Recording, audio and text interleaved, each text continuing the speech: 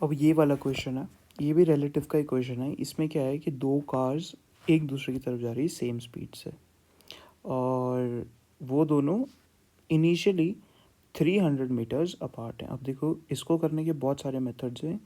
मैं पहले मेथड से कर लेता हूँ, रिलेटिव वाले कंसेप्ट से करते हैं सबसे पहले, है ना। इसमें क्या है कि दो कार्स हैं एंड वो 300 मीटर्स पे एक दूसरे की इनिशियली हैं, तो 300 मीटर अपार्ट है। तो एक दूसरे की तरफ किस स्पीड से जा रही है? सेम स्पीड से जा रही है, 20 मीटर पर सेकेंड।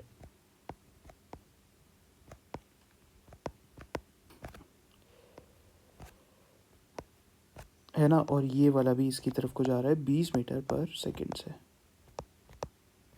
अब देखो, पॉजिटिव किसी भी डायरेक्शन को मान लो, पर मैं इसी डायरेक्शन को मान रहा हूँ क्योंकि ये स्टैंडर्ड होता है कि पॉजिटिव इस डायरेक्शन को मान लेते हैं, क्योंकि पॉजिटिव एक्स एक्सिस इस तरफ को होती है ना।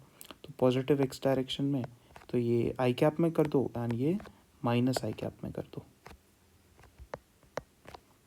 है ना। तो अब क्या करेंगे हम? अब ड्राइवर्स ने ब्रेक लगाई जो रिटार्डेशन पैदा कर रही है दोनों में। तो रिटार्डेशन, इसको अगर ए मान लो, इसको बी मान लो, तो ए वाले में रिटार्डेशन किस तरफ को करेगी? ऑब्वियसली अगर इस तरफ को चल रही है, आई कैप डायरेक्शन में चल रही है, तो रिटार्डेशन पिछली तरफ को पैदा होएगी, है ना। एक्सेलरेशन माइनस आई कैप में इसके लिए, और इस वाली डायरेक्शन में बी वाली के लिए किस में जाएगी? इस वाली डायरेक्शन में, क्योंकि इसकी जो वेलोसिटी है वो माइनस में थी ऑलरेडी, तो रिटार्डेशन पिछली तरफ को हो जाएगी, तो +2 आई कैप मीटर पर सेकेंड स्क्वायर, है ना। अब ये तब तक रिटार्ड हो रहा है जब तक ये रेस्ट में नहीं आ जाएगा। जब ये रेस्ट पे आ जाएगा, मतलब फाइनल वेलोसिटी इनकी 0 हो जाएगी दोनों की, तो हमें इन दोनों के बीच का डिस्टेंस बताना है। तो अब रिलेटिव का कंसेप्ट क्या है कि किसी भी एक गाड़ी को रेस्ट पे मान लो, मतलब उसके ऊपर जाके बैठ जाओ। तो मैं किस पे जाके बैठूंगा? मैं बी पे जाके बैठ जाता हूँ क्योंकि ज़्यादा आसान रहेगा। तो बी वाले की तरफ पे विद रिस्पेक्ट टू बी के लिए हम अब डायग्राम ड्रॉ करते हैं विद रिस्पेक्ट टू बी।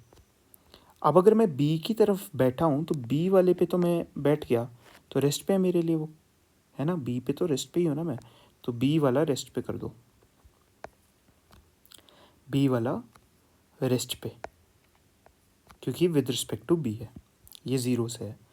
अब मुझे ए वाला अपनी तरफ को कैसे जाते दिखा? देखो, एक दूसरे की तरफ ये जा रहे थे पहले इनिशियली, है ना। तो बी वाले को ये लगेगा, बी के ऊपर जैसे मैं बैठ गया जाके, तो मुझे ये लगेगा कि ए वाला मुझे मेरे पास कितनी वेलोसिटी से आ रहा है। एक तो 20 मीटर पर सेकेंड से ये मेरी तरफ को ऑलरेडी आ रहा था आई कैप पे, है ना। और अब 20 मीटर पर सेकेंड से मैं इसकी तरफ को जा रहा था, तो मतलब कि प्लस हो जाएगी इसकी तरफ को, +20, है ना। ये मेरी तरफ आ रहा है और मैं इसकी तरफ जा रहा हूँ, तो ज़्यादा ही दिखेगी ना मुझे तो उसकी वेलोसिटी। मेरे लिए तो मैं रेस्ट पे ही हूँ, क्योंकि ये तो मेरे लिए तो ऐसा है कि बी वाला हिल ही नहीं रहा है, ए वाला ही मेरी तरफ को आ रहा है। और ये रिटार्ड अब कैसे करेगा? रिटार्ड पहले अगर ये -2 आई कैप से कर रहा था क्योंकि पिछली तरफ को था, तो एक मैं भी रिटार्ड कर रहा हूँ, मैं भी रिटार्ड कर रहा था, है ना। तो मेरे लिए ये होगा कि ये ऑलरेडी रुक रहा है, बट मेरे रिस्पेक्ट पे भी ये रुकेगा, तो मतलब -2 और ठीक है, क्योंकि मेरी वाली रिटार्डेशन भी पिछली तरफ को जुड़ जाएगी, तो -2 जी कैप। तो अब बस इसके लिए मैं डिस्टेंस निकाल लूँगा, ठीक है।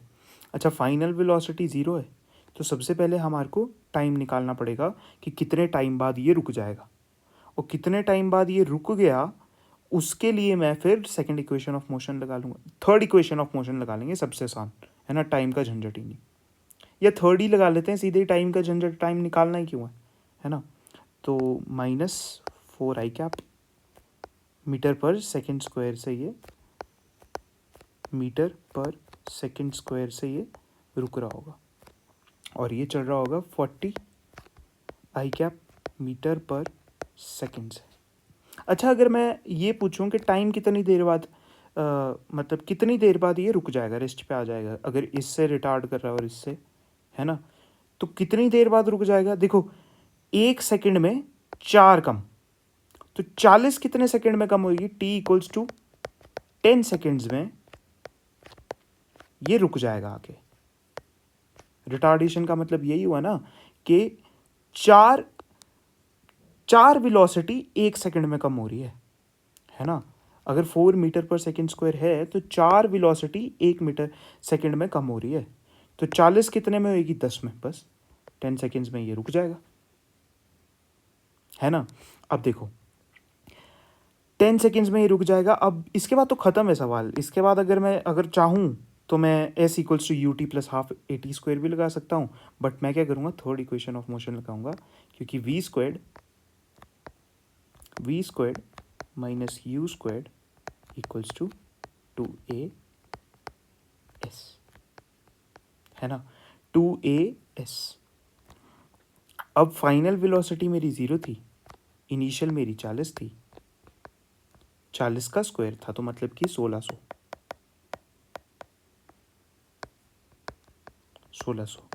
अब ये माइनस यही है तो 2 इंटू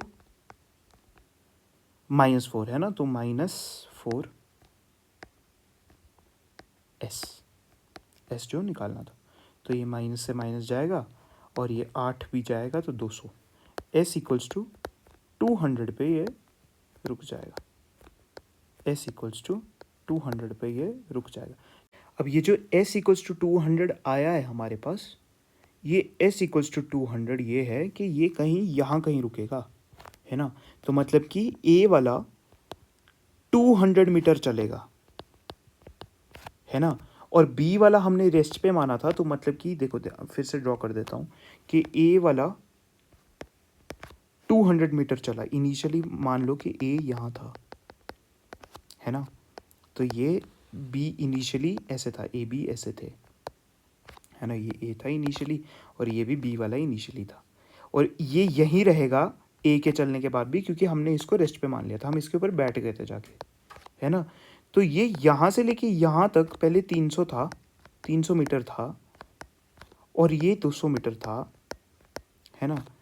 तो ये 200 मीटर चला रेस्ट पे आने से पहले, और बी वाला इनिशियली भी रेस्ट पे ही था, क्योंकि हम रेस्ट पे मान चुके हैं इसको रिलेटिव फ्रेम में। तो इन दोनों के बीच का गैप कितना हो गया? गैप ही पूछा है ना हमसे, 300 माइनस 200 100 मीटर, तो हमारा आंसर 100 मीटर आना चाहिए था। अगर s इक्वल्स टू 200 किया है तो गलत हो जाएगा आंसर, क्योंकि और ये ऑप्शन में होगा ही होगा, है ना, कि तुम इसको टिक कर दो क्योंकि ढंग से पढ़ा नहीं होगा तुमने और तुम इसको टिक करे आओगे, तो 100 हमारा आंसर आएगा।